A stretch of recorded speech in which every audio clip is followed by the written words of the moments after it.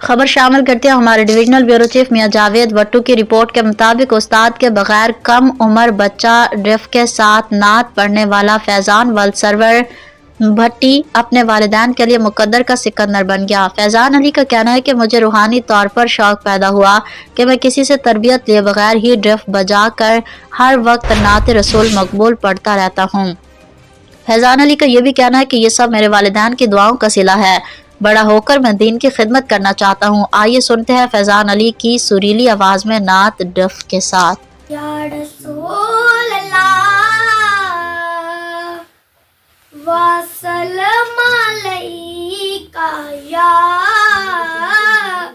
حبیب اللہ،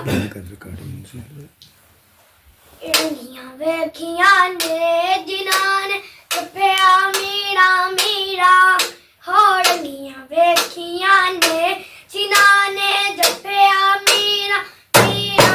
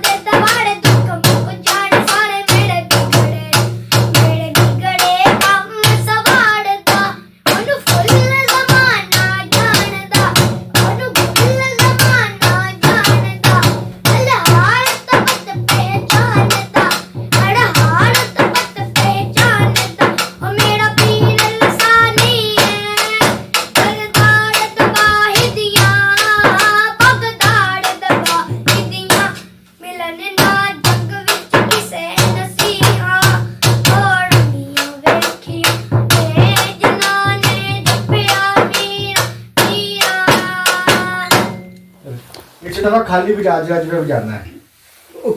بیٹا کتنی آتی ہیں نعتیں آپ کو؟ یہ ساری آتی ہیں؟